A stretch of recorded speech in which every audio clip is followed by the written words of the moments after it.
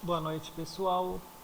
Hoje, dando continuidade ao nosso curso de Física, eu vou falar para vocês sobre o processo de formação das cores, ou seja, como que nós enxergamos as cores, né? É um processo de uma interação entre a pigmentação dos corpos e a luminosidade do ambiente, né? Maior principal fonte de luminosidade do ambiente que vivemos é o Sol e hoje as lâmpadas artificiais. Vamos entender como esse processo funciona. Então, para começar esse curso, vamos fazer uma breve introdução da representação esquemática dos raios de luz. Um raio de luz ele é representado em física por uma reta segmentada e com uma seta direcional. Um conjunto de retas segmentadas representa um feixe de luz. Esses feixes de luz podem ser paralelos, como no caso aqui desse exemplo, paralelos cilíndricos, como a gente fala, eles podem ser cônicos, divergentes, como é esse caso aqui, ou cônicos convergentes, como nesse caso. É como se tivesse uma lâmpada aqui e ela está emitindo esses feixes de luz e esses feixes de luz convergem para o ponto. Aqui nessa segunda situação é o contrário, é como se você tivesse um ponto de luz aqui que espalha de forma divergente essa luz por toda a região. Geralmente as lâmpadas funcionam, a maioria das lâmpadas que iluminar grandes ambientes, elas têm que funcionar como um cone divergente. O fato de raios de luz serem representados por setas direcionais, como pode ser visto aqui, é que um feixe de um canhão de luz, ele parece realmente com uma seta, olha, com uma reta, um segmento de reta que pode ser colocado aqui. Então, nós vamos representar em física um raio de luz por uma seta direcional segmentada numa direção aqui. Vamos falar um pouco das características da reflexão da luz. Pode ser que a característica mais importante da reflexão da luz é tornar iluminado qualquer corpo, fazendo com que ele se transforme numa fonte de luz e dessa forma torna-se visível. É isso mais ou menos que acontece, por exemplo, com a Lua.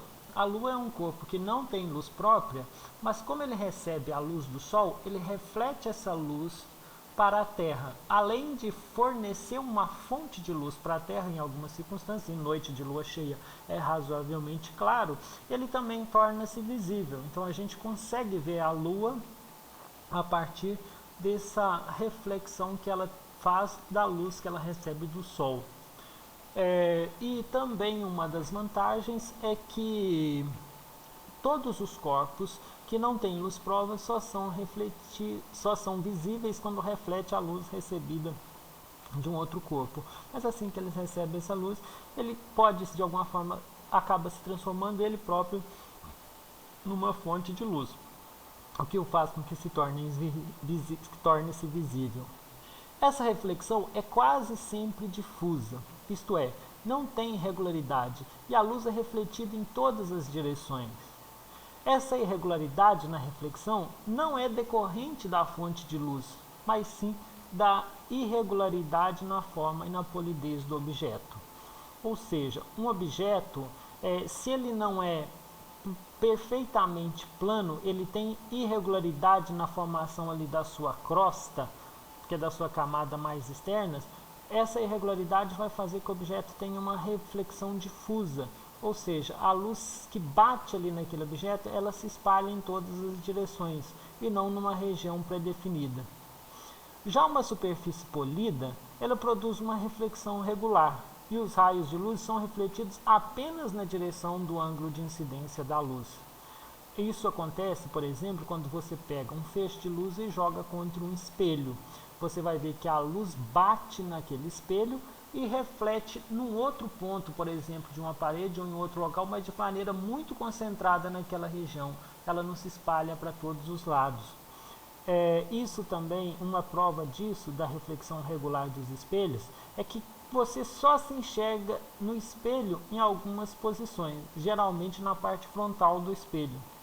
Então, para que você se veja no espelho, você precisa ir numa posição específica em frente ao espelho e olhar para ele. Ali você se enxerga.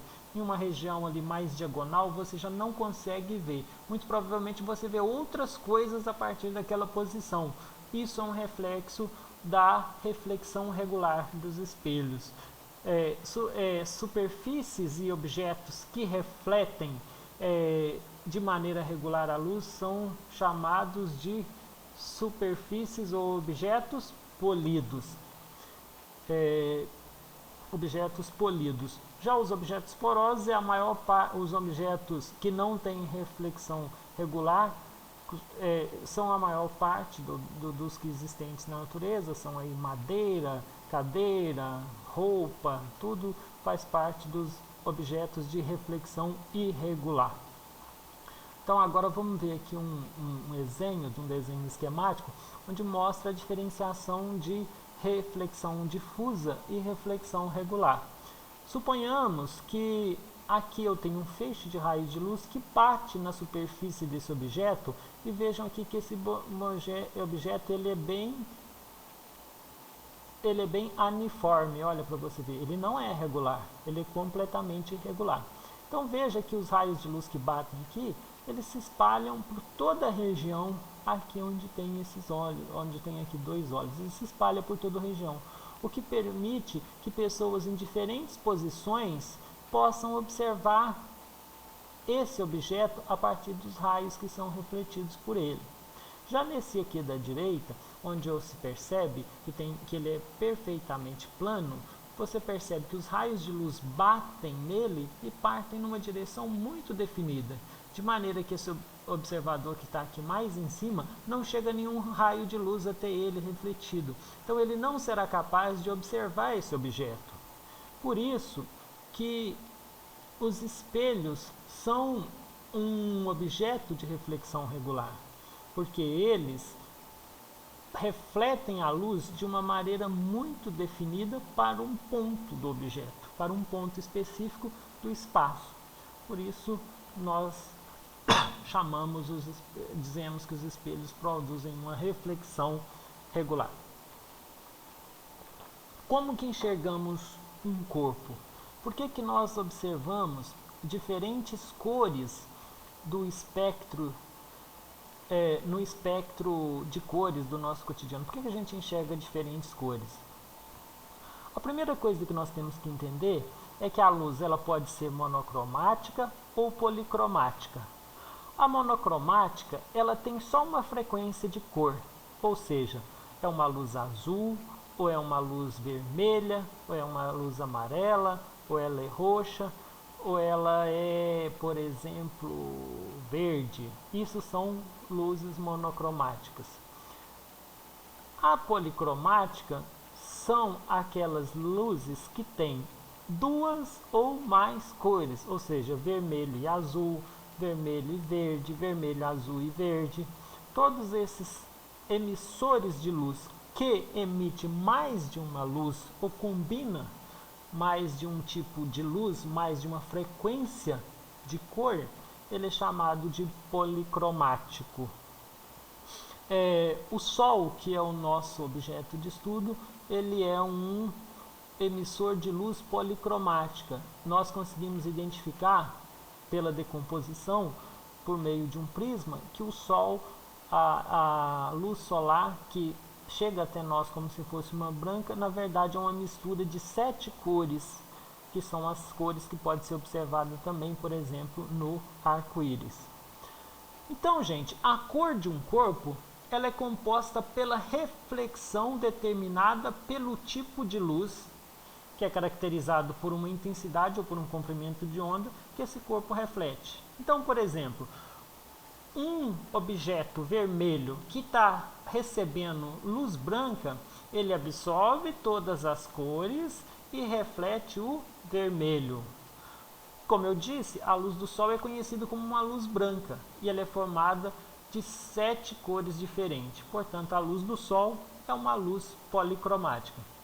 E por uma questão de evolução da espécie mesmo, né, isso aí a biologia discute isso com mais qualidade, essas 7 cores emitidas pelo Sol são justamente as 7 cores que o olho humano é capaz de enxergar.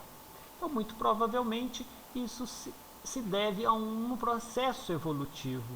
Muito provavelmente, no começo da natureza, existiam homens que enxergavam espécies, animais que enxergavam todos os tipos de espectro. Só que o Sol, como ele emite com maior intensidade essas 7 frequências de luz, o olho humano se adaptou, ou os humanos que enxergavam esse espectro sobreviveram e transmitiu a seus descendentes essa característica. Então, as 7 cores que o olho humano enxerga são justamente as 7 cores que o Sol emite com maior intensidade. Os raios de luz de diferentes cores também possuem diferentes velocidades de propagação no meio material. Ou seja, quando os raios de luz propagam por um meio que não é vácuo, ou seja, não tem ausência de matéria, não, por exemplo, propaga-se no ar ou propaga-se na água, observa-se uma ordem decrescente dessas velocidades, que vai do vermelho, que é o de maior velocidade, ao violeta, que é de menor velocidade. As cores que enxergamos são, na verdade, a decomposição que acontece da luz branca. Isso significa que quando incididas todas essas cores, apenas uma será refletida. Então, por exemplo, quando eu vejo um objeto verde, como eu disse, o verde significa que eu estou recebendo ali as 7 cores estão sendo incidindo ali naquele objeto verde, ele está absorvendo todas as outras 6 e está refletindo somente uma, que é a verde. Eu estou partindo do pressuposto de que esse objeto verde ele é um composto formado por uma pigmentação pura. O que é uma pigmentação pura? Objeto de pigmento puro. Ele tem um verde intenso, ou seja, ele consegue absorver todas as cores e só reflete uma pequena parte do espectro, que é o verde. Então aqui, gente, nós vemos um arco-íris e um prisma dispersivo que mostra para a gente a decomposição dos raios solares, formando o arco-íris. Essa decomposição de raios solares muito provavelmente é partículas de água presente na atmosfera. E aqui um desenho esquemático da luz branca passando por um prisma, e aqui esse prisma decompõe essas luz branca nas 7 cores. Quais são as 7 cores visíveis existentes na luz branca? É o violeta, é o anil, é o azul, é o verde, o amarelo, o alaranjado e o vermelho. Bom, agora nós vamos entender aquele processo que eu falei com exemplos. Vamos supor uma situação onde a luz branca reflete num objeto colorido.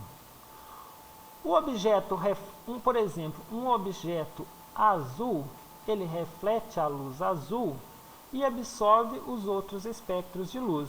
Olha aqui, eu tenho um objeto azul, joguei aqui todas as 7 cores do espectro que formam a luz branca.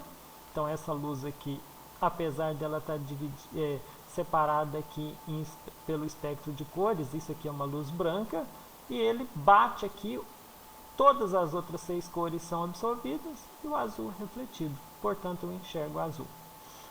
Aqui eu tenho a luz branca, ela é decomposta nas 7 cores do espectro. A maçã, que é vermelha, absorve as 6 cores e reflete o vermelho. Então, esse é o processo de reflexão, de formação das cores. Como eu disse, estamos partindo do pressuposto que esses objetos são de pigmentação pura. Aqui eu estou falando das cores primárias. Imagina que você tem as cores primárias formando a luz branca, o vermelho, o verde e o azul aqui parece. Eles incidem no objeto de cor vermelha, absorve as outras cores, reflete vermelho. Aqui também um objeto verde, a luz absorvida é o vermelho e o azul, verde refletido. Aqui o contrário com o azul. Então esse é o processo de funcionamento do sistema. Bom, agora quando a luz branca reflete num objeto preto e num objeto branco, o que acontece? O objeto negro, ele é classificado assim porque ele tem capacidade de absorver todas as cores do espectro que incidem nele, independente se é verde, se é amarelo, se é vermelho, se é anil. Sendo cores do espectro, incide nele e é absorvido. Então, como ele não reflete luz nenhuma, ele é classificado como um objeto negro. Aqui a luz branca, ela já é o contrário do negro. Ela não absorve nenhuma das cores do espectro que incide nela. Então, se ele recebe luz vermelha, reflete o vermelho. Se recebe luz amarela, reflete o amarelo. Se recebe luz azul, reflete azul. Isso aqui é fácil da gente perceber pelo fato de as roupas brancas esquentarem pouco. Então, como ela não absorve nada de energia luminosa, que depois vai servir por absorção de luz, as roupas brancas quase não esquentam. Em compensação, as roupas pretas esquentam bastante. O ideal é comparar uma roupa branca e uma roupa preta do mesmo tecido, para a gente sentir essa diferença. Agora vamos ver como que é a ação de uma luz monocromática incidindo sobre um objeto colorido. Como que acontece nessas situações? Bom, como nós vimos lá atrás, a cor de um objeto é definida pela capacidade dele de refletir aquela luz que define sua cor. Então, vamos lá. Quando eu tenho uma luz branca incidindo sobre um objeto vermelho, ele vai absorver todas as cores e refletir o vermelho. Quando eu tenho a luz branca incidindo sobre um objeto azul, esse objeto azul vai absorver todas as cores e refletir o azul. Então, agora eu pego uma luz monocromática, ou seja, ela só tem uma cor. Então, vamos pegar o caso da monocromática vermelha. A monocromática vermelha, assim que ela incide na maçã, que também é vermelha, vai acontecer o quê? Reflexão. Então, esse objeto chegará ao olho do observador com a cor vermelha. A cor vermelha da luz vermelha chegará ao olho desse observador e ele vai classificar esse objeto como vermelho. Bom, já se é uma luz monocromática num pássaro azul, olha para vocês verem, o pássaro azul é caracterizado por absorver todas as cores e refletir o azul. Mas então, quando a luz vermelha incidir sobre ele, ele vai absorver o vermelho e não vai chegar nada no olho do observador, que vai enxergar o pássaro na cor preta. Bom, agora, um detalhe interessante é que você tem que perceber aqui, ó, na pontinha da maçã tem uma folhinha verde. Bom, e quando você incidir a luz vermelha, essa folhinha verde também vai aparecer como sendo preta. Por quê? Porque o verde absorve o vermelho. O verde só reflete o próprio verde. Aqui na cor verde você já percebe que tudo é preto, só a folhinha verde que é verde. Por quê?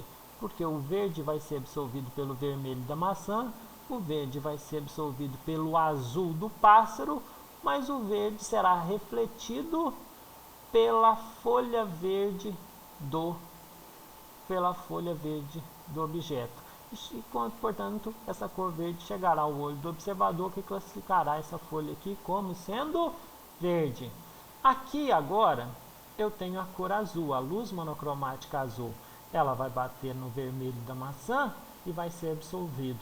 Ela vai bater no verde da folhinha, vai ser absorvido. E ela vai bater no azul do pássaro e será também absorvido. Um detalhe aqui, vejam vocês que o caule da maçã é preto, o pé do pássaro é preto. Como o preto absorve tudo, ele vai continuar então sendo preto, não vai ter alteração na cor. O bico do pássaro também continuará preto em todas as situações.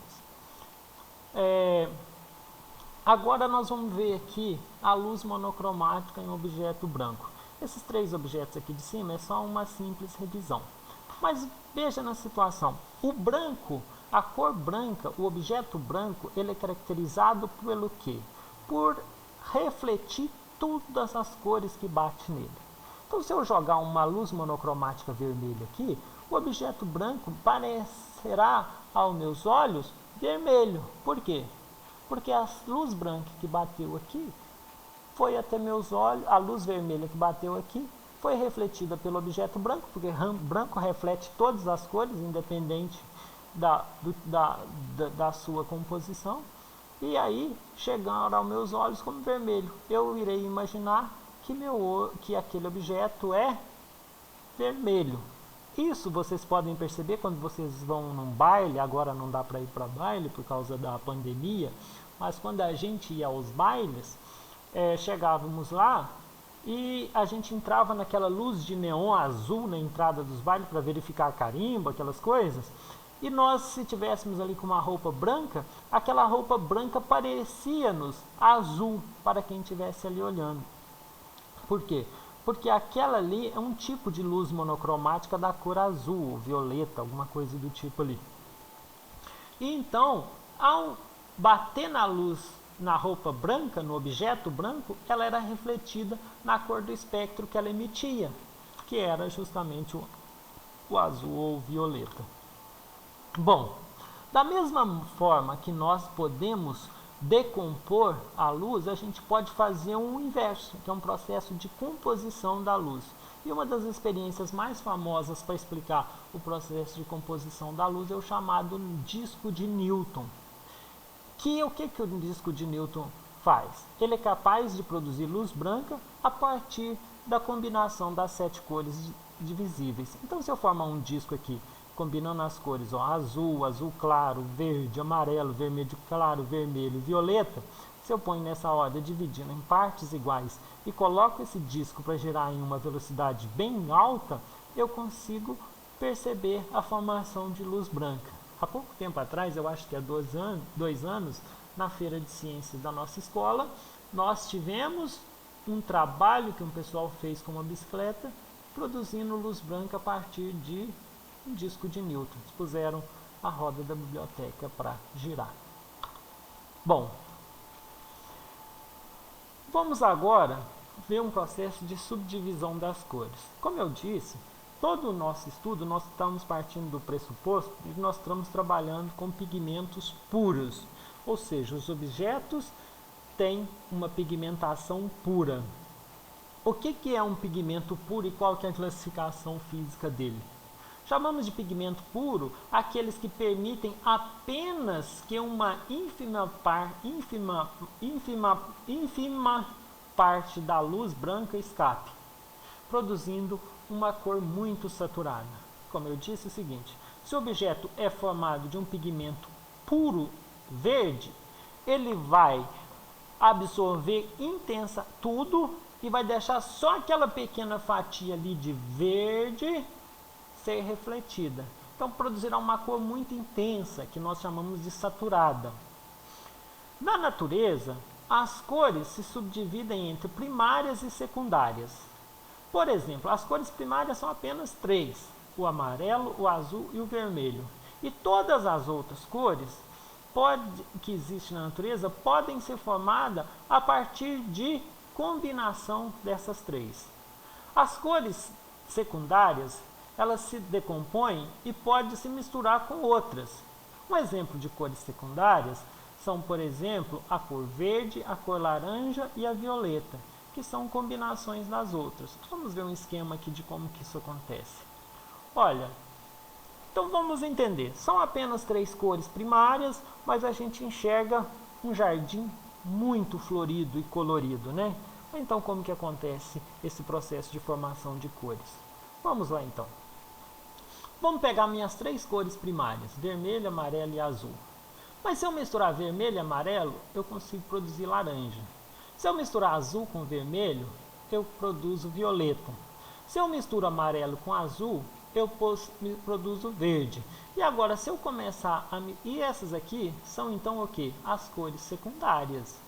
Mas se eu começo a misturar as secundárias com as primárias, eu consigo produzir as cores terciárias.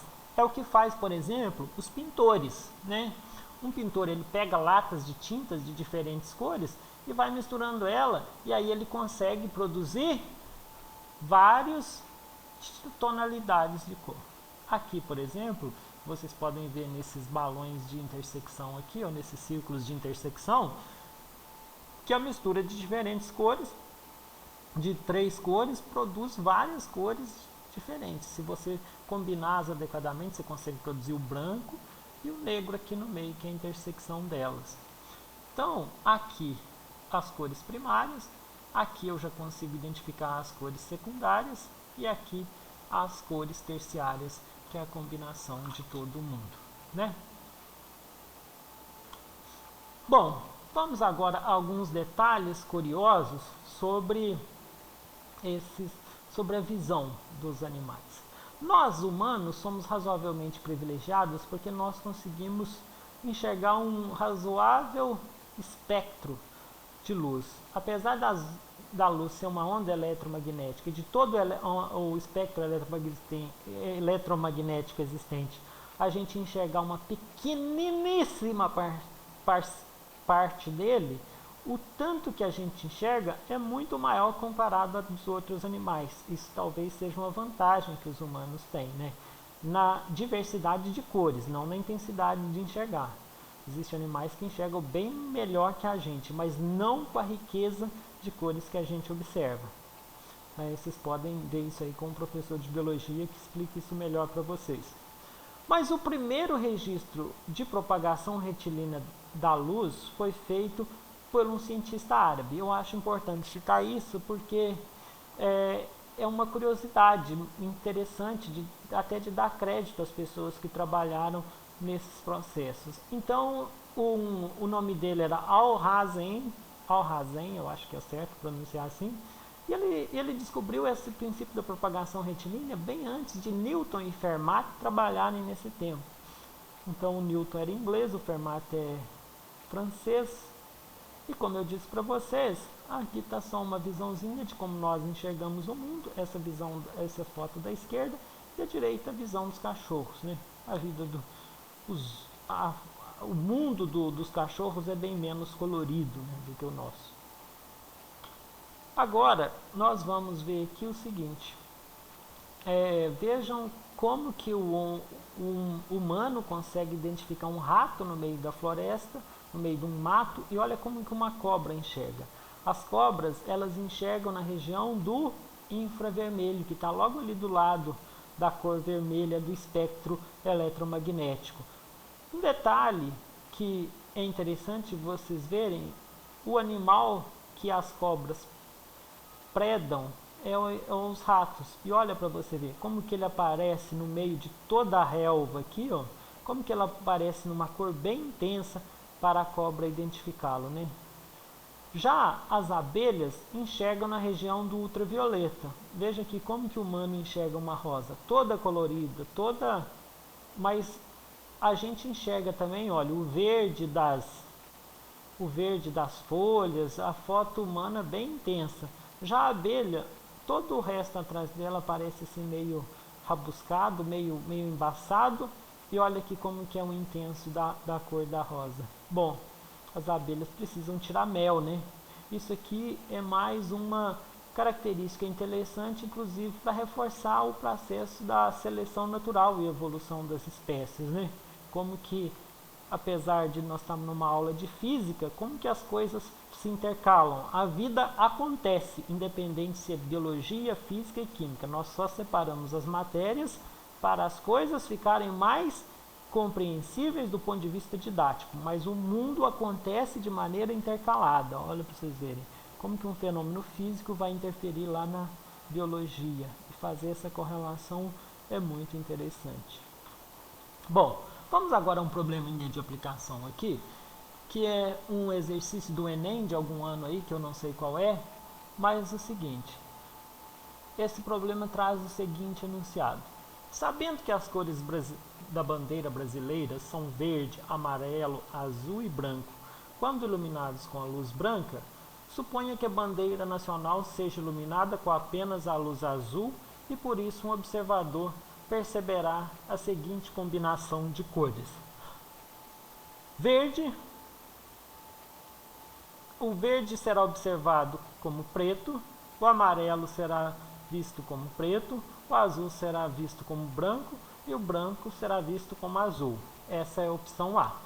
Agora vamos para a opção B. Na opção B, a cor verde será vista como branca, a amarela será vista como branca, o azul será visto como azul e o branco será visto como azul. Na letra C, o verde será visto como preto, o amarelo, preto, o azul, azul, o branco será visto como azul. O verde será visto como preto na opção D, o amarelo como preto, o azul como azul, o branco como branco. Dá uma pausa no vídeo aí, vocês que estão assistindo depois, e tentem resolver o exercício e eu vou apresentar a resposta aqui para vocês. Beleza, gente. Então, continuando, o seguinte.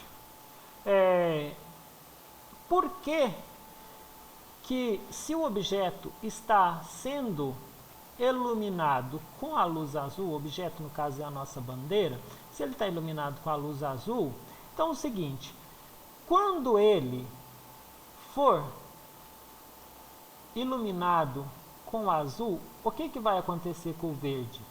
O verde será absorvido.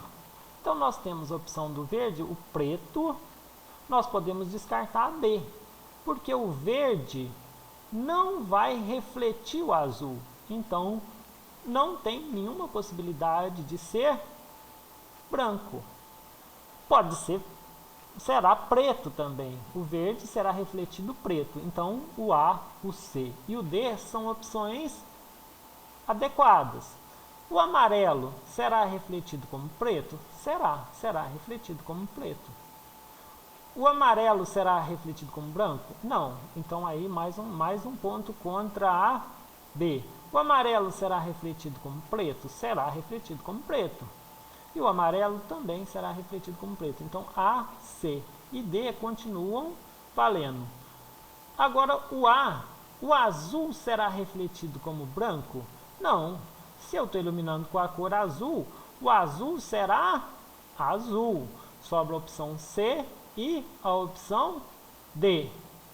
O branco será refletido como azul? Ah, será, porque a luz branca reflete todas as cores. Então, se eu joguei azul nela, ela vai refletir azul. Não tem chance de ser branco. A opção é a letra C, que é a correta. Então, a letra C é a correta. Vou marcar ela aqui de vermelho para ser correta. Então, essa é a cor correta. Bom, vamos agora interpretar o processo de luz e energia. Um dos trabalhos mais interessantes sobre essa correlação entre luz e energia foi feito por um físico alemão naturalizado inglês chamado William Herschel. Durante seus estudos com ótica, ele já tinha feito esses trabalhos, até possivelmente conhecia os trabalhos do Newton. Ele decidiu tentar medir a temperatura das cores da luz decomposta por um prisma. Então, Herschel percebeu que diferentes cores apresentavam diferentes temperaturas e, portanto, tinham energias diferentes. O que é basicamente que ele fez? Ele passou a luz branca por um prisma, essa luz decompôs-se nas 7 cores. E ali, logo na frente dessa decomposição de cores, ele projetou essas cores numa parede e sobre ali ele fez incidir 7 termômetros em cada uma das cores. Ele percebeu que cada termômetro apresentava uma temperatura diferente, o que indicava que essas luzes elas tinham uma energia térmica diferente. Então, o que o Herschel fez? Não sabe se por engano ou com alguma sacada, ele colocou um termômetro fora da região vermelha, mas do lado, desde que a luz vermelha não incidia ali. mas ele colocou do lado. E ele percebeu que aquele termômetro ele ficava numa temperatura mais alta que a temperatura ambiente da sala. Então o que ele supôs? Que ali do lado, mesmo que ele não conseguisse enxergar, havia ali uma radiação que tinha uma temperatura mais alta que o ambiente, então chegava ali um tipo de radiação que provocava o aquecimento do termômetro também. Então, além daquele aquecimento natural das cores, havia um lado ali, uma luz que chegava, uma radiação, mas que ele não conseguia enxergar. Ele chamou esse sistema de radiação infravermelha. Esse erro experimental acabou permitindo a descoberta do infravermelho. Bom, esse processo é muito estudado na mecânica quântica, e na teoria, que é uma teoria inicialmente formulada por Max Planck. Teve vários desenvolvedores da mecânica quântica, mas ela inicialmente começa com Max Planck, com o seu famoso artigo publicado no dia 5 de dezembro de 1900, que é o marco inicial da mecânica quântica, que discutia a radiação de corpo negro. O que Planck fez?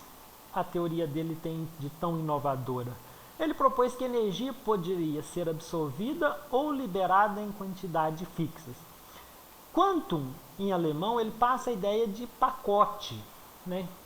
Então, dessa maneira, quais são os principais emissores de radiação na natureza? São os átomos. Então, pela lógica de Planck, depois Bohr, Rutherford vai estudar isso com bastante cuidado. Mas os átomos, eles absorvem e emitem energia de radiação, luz inclusive é uma radiação, em quantidades de múltiplos inteiros de um valor fixo conhecido como constante de Planck.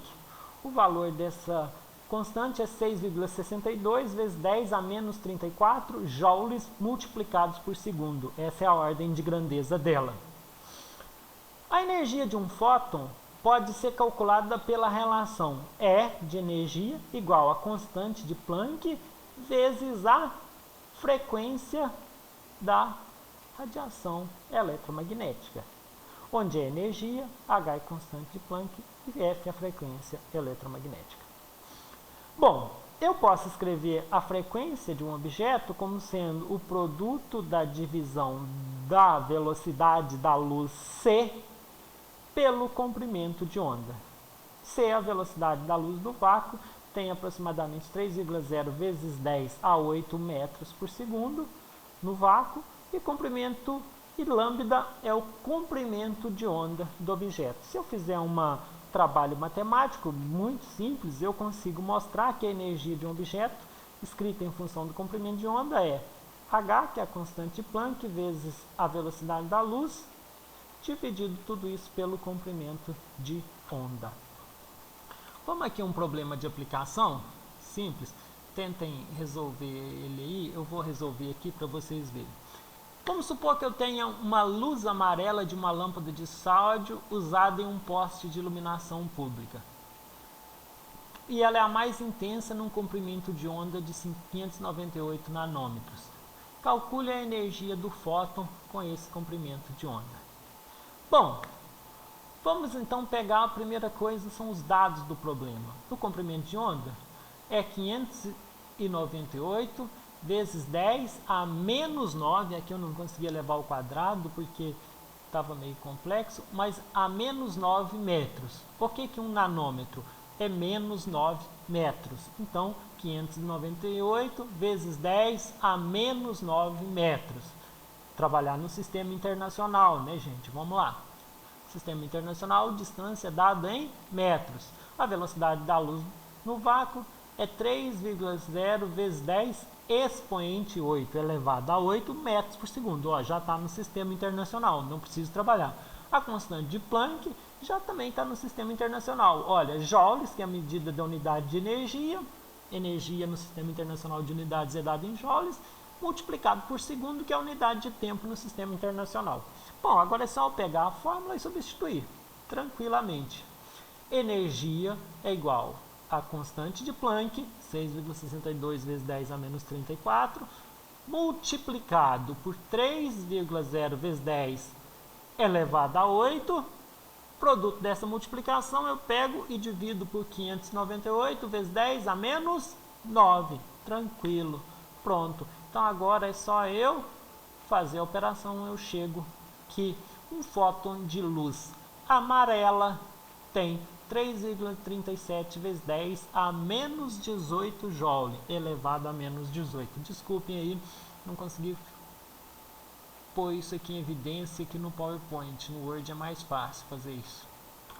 Bom, e por aqui nós terminamos a nossa aula de hoje.